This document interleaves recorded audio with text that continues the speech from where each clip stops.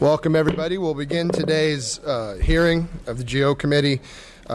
First of all, let's establish a quorum. Secretary, please call the roll. Gray. Here. Linder. Here. Ashajian. Here. Alejo. Bigelow. Present. Campos. Here. Cooley. Cooper.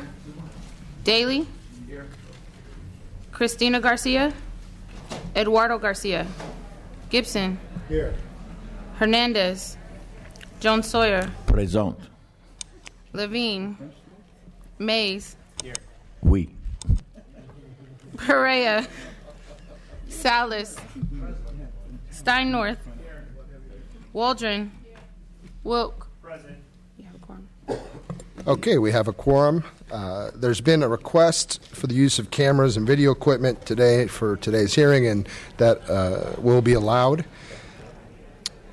Vote on the consent calendar. Let's go ahead and move the adopt the consent calendar. We're going to pull SB 494 and we're going to pull SB 494 from the consent calendar. With that, do we have a motion and a second? So moved. Motion and a second. Secretary, please call the roll. Gray. Aye. Gray, aye. Linder. Aye. Linder, aye. Ashajian. Aye. Ashajian, aye. Alejo. Bigelow. Bigelow, aye. Campos. Campos, aye. Cooley. Cooper. Daly. Aye. Daly, aye. Cristina Garcia. Eduardo Garcia. Gibson. Aye.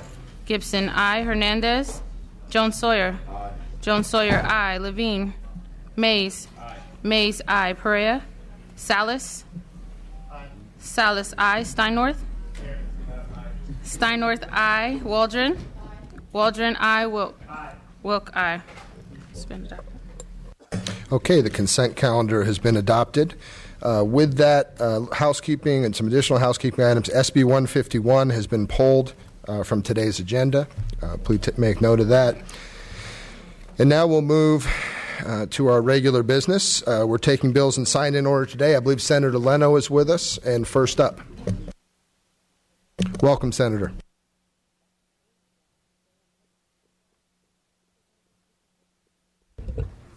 Thank you, Mr. Chair, committee members.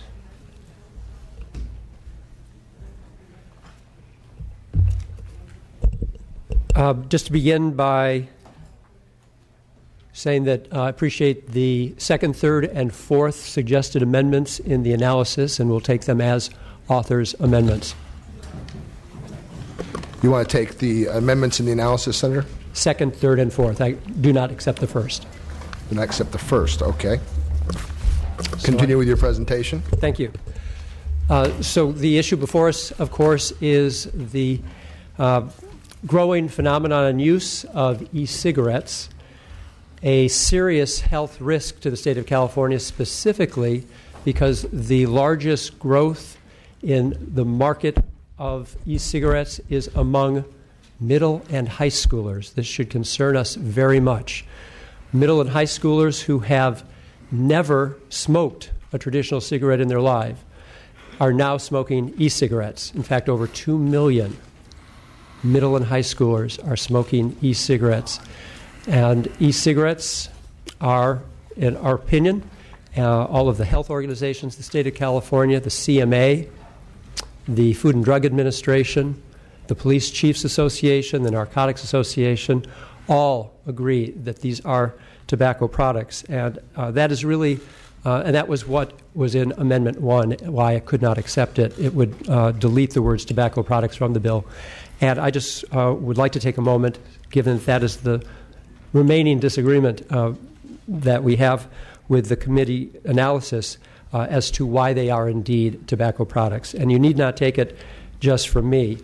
A few years back, one of the leading players in the e-cigarette industry sued the Food and Drug Administration at the time prior to Congress authorizing the FDA to be able to regulate tobacco products. All they could regulate were cessation devices. So the e-cigarette industry sued the FDA, claiming they were a tobacco product. I'm not making this up. They argued they were a tobacco product. They were not a cessation device, and they hence could not be regulated by the FDA. They went to court, and the court ruled in their favor and agreed that they were a tobacco product. I'll read from the judge's opinion, stating that Enjoy, that was the company that was suing the FDA, quote, "The firm claims that its electronic cigarettes used a liquid nicotine mixture derived from tobacco and that its products are not marketed for therapeutic uses." So they won their case against the FDA that they were a tobacco product. They also fall into the federal definition of a tobacco product. Federal definition for tobacco products enacted by law and promulgated by regulation is, quote, "The term tobacco product means any product made or derived from tobacco that is intended for human consumption." This is the definition in our bill.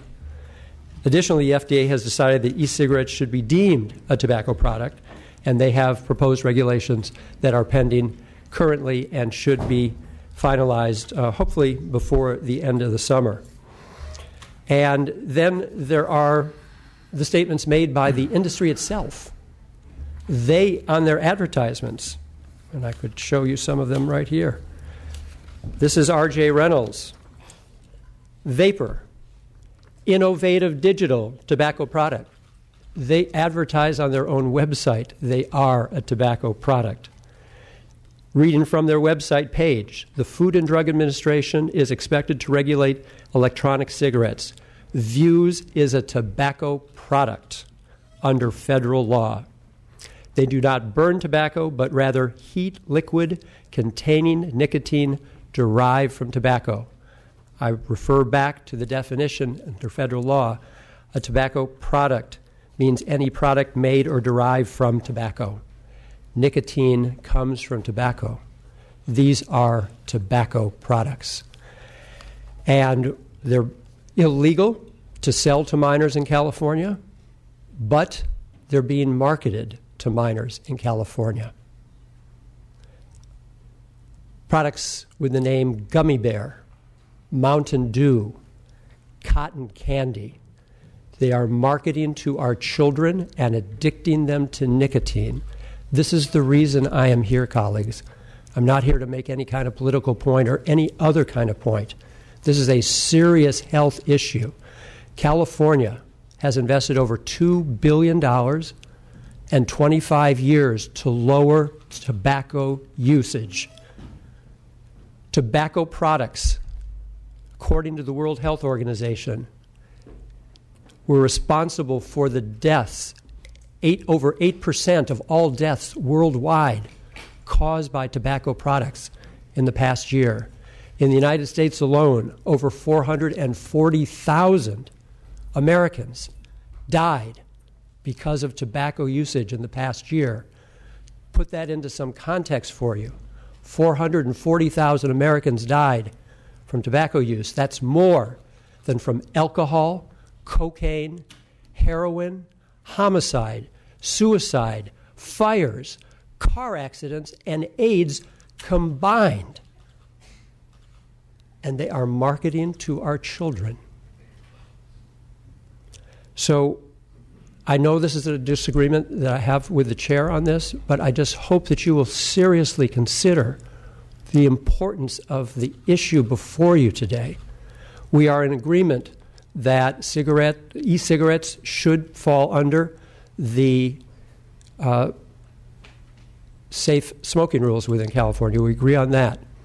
We agree that they should comply with the STAKE Act, which is an acronym for Stop Tobacco Access to Kids Enforcement Act, which allows for sting operations that have cut the illegal sales of traditional cigarettes from 55% down to 8%. So that's all good and well, but it's no small difference of opinion whether these are tobacco products or not. Because if they're not tobacco products, Big Tobacco can continue to market their non-tobacco product to our children. And why do I say Big Tobacco? Because Wells Fargo Securities has already stated that by the end of the decade, Big Tobacco will own over 75% of the e-cigarette industry.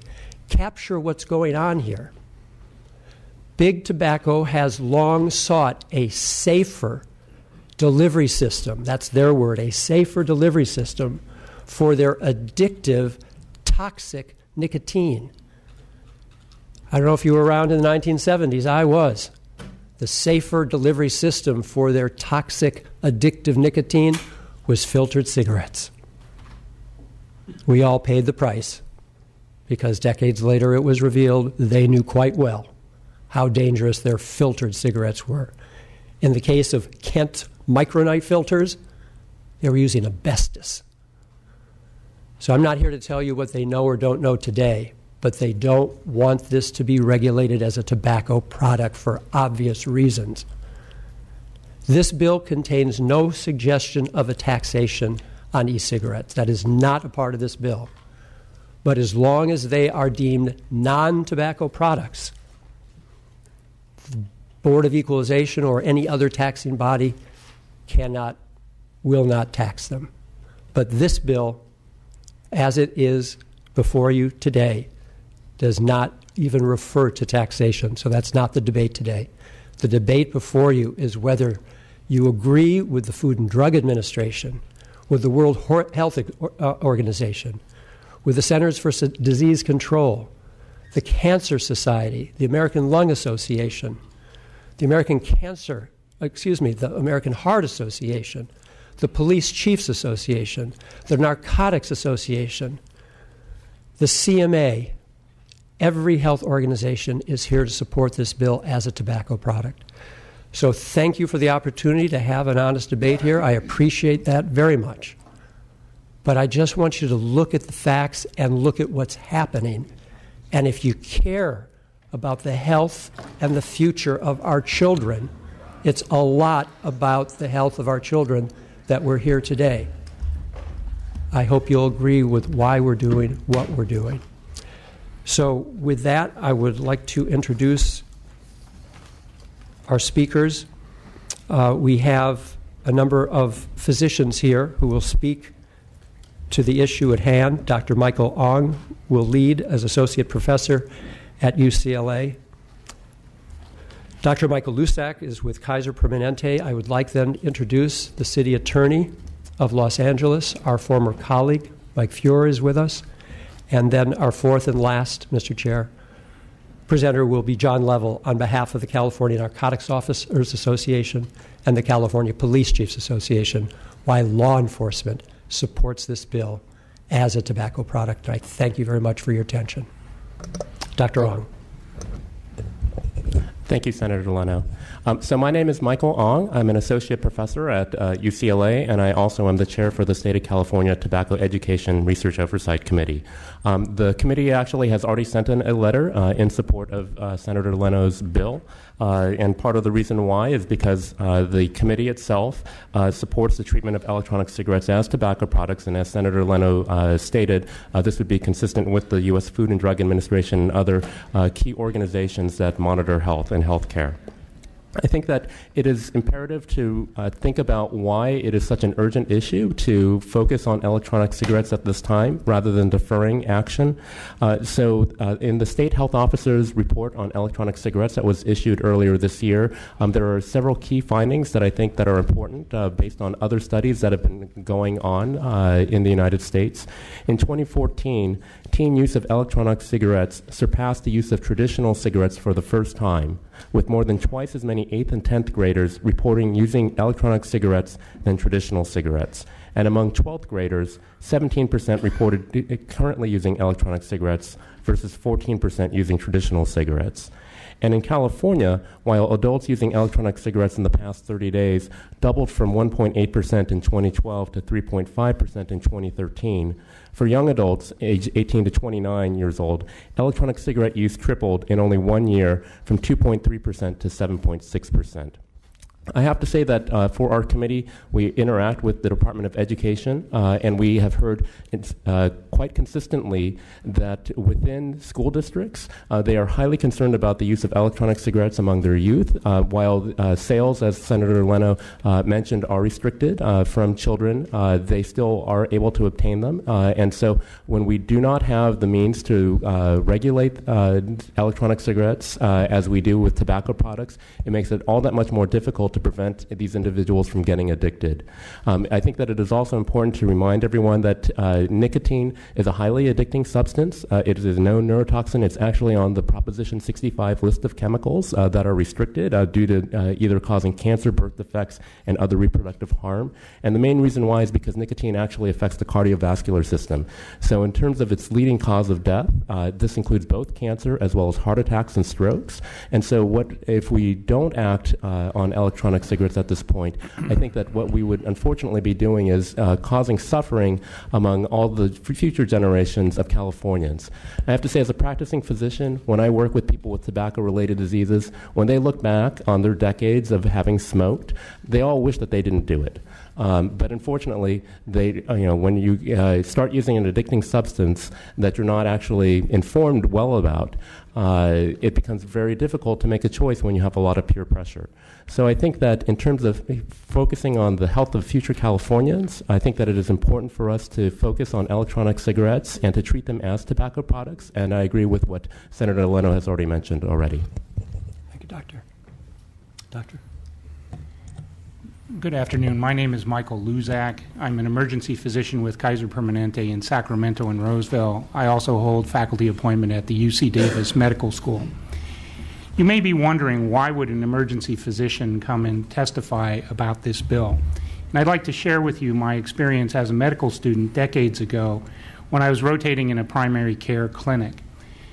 During this rotation, my preceptor ruthlessly emphasized smoking cessation and had all kinds of smoking cessation efforts, programs, and worked very, very hard to get his patients enrolled and get them to stop smoking.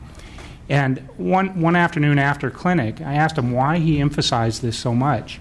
And he explained to me that he felt that when we do a successful cardiac resuscitation in the emergency department or in other settings, the patient is likely to only have a few years because of the burden of their disease. But if he could get someone to stop smoking, that the intervention that he achieved would buy them years, decades more of quality life.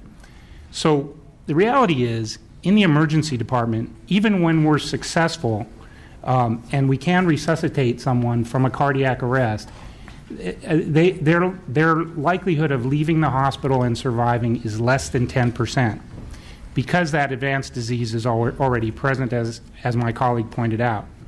In contrast, if we can get patients to stop smoking or prevent them from smoking, we're adding decades to their quality life. Your decision here today will save lives. Many more lives than my emergency medicine colleagues and I will ever save during resuscitations in the emergency department. We know that California is a leader in tobacco cessation and prevention. We already have one of the lowest youth smoking rates in the nation. Promotion is increasing the use of e-cigarettes, however, and that threatens this success. In my opinion, these are electronic nicotine delivery devices, and they must be regulated. E-cigarettes are addicting an entire new generation of young people to nicotine. We're also seeing accidental poisonings for children with nicotine, and it's increasing dramatically over the last few years. Secondhand aerosol emissions adversely impact public health just the way secondhand smoke does. And in the reality of our fiscally constrained times, fiscal responsibility demands that the taxpayer not bear the burden of the cost resulting from damage to public health from these devices. Nicotine is a highly addictive drug. E-cigarettes are drug delivery devices. E-cigarettes do not emit water vapor. They emit a mixture of toxic chemicals which are used to suspend the toxic substance, toxic and teratogenic, so birth defect causing substance of nicotine in an aerosol for delivery to the users. The e-cigarette aerosol not only contains that teratogenic substance, the birth defect causing substance nicotine, but numerous other carcinogens and chemicals known to cause birth defects. There are no studies demonstrating that e-cigarettes are helpful in helping smokers quit. Studies have indicated 89% of e-cigarette users are still using them a year after starting. And other studies indicate that e-cigarette users are 1/3 less likely to quit cigarettes than people who don't use e-cigarettes. I urge you to help protect users and non-users of e-cigarettes from the health risks associated with these dangerous products. The proposed bill, Senate Bill 140, aligns state law with the new FDA proposed ruling defining e-cigarettes as tobacco products. And in my mind, these are clearly tobacco products. Any standard toxicology reference looking at nicotine as a toxin, nicotine is a naturally occurring toxic chemical found in tobacco plants. It's not found anywhere else. And when you look at the toxicities associated with nicotine, they are the same toxicities as we see and are treated like nerve agent. This is, in fact, a hazardous material, and the tox textbooks talk about approaching it as a hazmat incident if there's a spillage. The fiscally responsible course is to minimize the burden on California taxpayers that results from the adverse effects of e-cigarettes, but more importantly, your decision here today will save lives. Thank you, Doctor. City Attorney. Thank you very much, Senator Leno. Good afternoon, committee. It's great to see so many former colleagues and friends here. It's very weird to be sitting in this chair as I make this presentation. So I'm the City Attorney of Los Angeles. I'm Mike Fewer. I have an office of about 900 people in it. We have about 10 offices throughout the city. We perform a range of tasks. We write every law in the city. We advise on every legal issue. Our office defends the city when it's sued. We represent the city in affirmative litigation, and we prosecute tens of thousands of cases every year. I'm here today in my capacity as the office in charge of tobacco enforcement in the city of Los Angeles. In that role, our office drafts legislation. We enforce the law by prosecution and other means. We train law enforcement. We have a contract with the California Department of Health Services to conduct the undercover investigations, the stings that are referred to in the STAKE Act. We educate businesses and the public. I've been in office for 2 years. In those 2 years, we've reduced underage smoking by 25% in Los Angeles. I'm here today to talk about our experience with this issue. Los Angeles, for the last year and a half, has adopted a rule nearly identical to that which Senator Leno proposes in SB 140. I want to talk about why we did that and what our experience has been with that, and the hope that will illuminate these issues for the committee. Before we adopted the ordinance, in our role as the overseers of tobacco issues in Los Angeles, we got a number of complaints from different sources. We got complaints before regulation from individuals involved in the education system in my city. For example, one school principal reported to us the confiscation on one afternoon of 60 e-cigarettes from his middle school students. We heard complaints from parents in particular about e-cigarettes in public locations. We heard from workers concerned about the effects of e-cigarettes in the locations where they worked on their future health. And we heard from business owners who weren't clear about what the rules were regarding e-cigarettes and how they could accommodate their patrons who didn't wish to be subjected to secondhand vapor from e-cigarettes. At the same time as we heard those complaints, e-cigarette outlets were proliferating throughout our city. So we made a decision. We made the decision that in the absence of any scientific evidence that e-cigarettes are safe, and given the concerns that have been expressed by many public health advocates about the normalization of smoking behavior by having e-cigarettes present in public locations, we took the precautionary approach and adopted, as I mentioned, a rule that regulates e-cigarettes precisely as we regulate other tobacco-related products. Now, that experience has yielded a variety of results. First, workers are protected now. They're not involuntarily subjected to e-cigarette vapor. We've decreased the environments in which families are subjected to secondhand vapor from e-cigarettes. Our office no longer gets complaints about e-cigarettes, maybe one or two, as opposed to dozens and dozens. Our office has worked with businesses. They're delighted to now have clear rules about these issues so they can be sure that the patrons on whom they rely continue to return. We haven't had any meaningful compliance issues brought forward to our office in a year and a half, and not the slightest effort to roll back our legislation in the city of Los Angeles. In other words, it's been a resounding success from the standpoint of the business community, from parents, from schools, from everyone in the city. So why is state action needed on this issue? It shouldn't be that whether you are subjected and whether your kids are subjected to secondhand vapor from e-cigarettes depends on where you live in the state. A child's health is a child's health. A pregnant woman's health is a pregnant woman's health. Someone who is a vulnerable person to these kinds of vapors shouldn't have to determine where to be in our state based on the fact that we have this patchwork of rules throughout California. I want to underscore, as in Mr. Leno's bill, in Los Angeles, we're not saying you can't have e-cigarettes, you can use them. But you simply use them in the same locations as you're permitted to use tobacco products. Now, I also want to point out, by the way, that Mr. Leno's bill does an important thing. It extends the STAKE Act to e-cigarettes. Why does that matter? I convened a meeting with a range of enforcement agencies, state and local enforcement agencies, just yesterday on this issue. And to a person, every enforcement entity in that room said the same thing. And that is, in the absence of STAKE Act extension to e-cigarettes, their work is undermined in their effort to prevent kids from getting involved with e-cigarettes and smoking generally. You've heard the statistics about the tremendous escalation in e-cigarette use among kids, but there's no STAKE Act sting operations pursuant to that right now because the Act doesn't go that far. Very important to do that. I'll conclude with this. There are a number of opponents' arguments that have been raised. One of those arguments is well addressed by our public health experts to my left. Emissions from e-cigarettes, it is argued, are just like water vapor, and nothing could be further from the truth. At least 10 carcinogenic elements in the aerosol that is emitted from e-cigarettes. There's not a single independent peer-reviewed study that says anything other than that.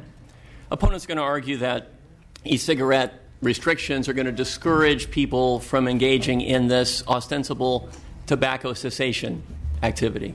But again, let's be real. Listen to our own state experts at the Department of Public Health, for example, who say there is no evidence that links tobacco cessation with e-cigarette use. Let me talk about something else. I want to address the issue, as I wind up here, of the definition of what an e-cigarette is. Precisely the changes that change the amendment that is proposed today was proposed in our city. It was proposed by the e-cigarette industry, and we rejected it. And I'll tell you why we rejected it. In part because of the reasons that Senator Leno indicated. We rejected it because the FDA is on the verge of adopting a rule that is precisely the opposite of that. Our national health authority, just the opposite. And we knew that was coming even a year and a half ago. That was on its way. We rejected it because of potential confusion. By the way, so is this an e-cigarette or is this a traditional cigarette? I bet you no one from your vantage point could tell what the answer to that question is. Same is true of enforcement entities in your jurisdictions. The people who brought you up here are going to confront the same challenges in enforcement. This looks like an e-cigarette. This looks like a cigarette. There are very few moments in the role of a state legislator where one has the opportunity to take a meaningful, tangible step to protect public health, to advance the cause of businesses who need certainty on this issue throughout our state, to establish a set of meaningful, reasonable, consistent rules, and act consistently with the federal government all at the same time. This is one of those moments. That's why I flew up here. That's why I endured a canceled flight and raced to another airline just to get up here, because the experience in Los Angeles has been so successful on this issue. I can only hope that others in the state can benefit from the same approach. Mr. Chair, members, thank you for the opportunity to speak to you today. Mr. Chair, members of the committee, my name is John Lovell, and I'm here on behalf of the California Police Chiefs Association, the California Narcotic Officers Association, and the California College and University Police Chiefs Association. One of the alarming trends with e-cigarettes has been their exponential increase among children. And let's be real, this is not a product that is delivering anything healthy to children. You can buy cartridges on the internet that contain 100 milligrams of nicotine. Now, to put that into context, an individual cigarette is what, 10, 15 milligrams of nicotine. So this is tobacco products on steroids. The other disturbing trend that we have seen is that e-cigarettes are being used as a delivery system for illegal drugs. You are seeing e-cigarettes used, and if you go on the internet, you'll see people even bragging about it, used as a delivery system for butane hash oil, which is a 90% THC product. Now, people will tell you, well, it's illegal to sell e-cigarettes to children, and that's true.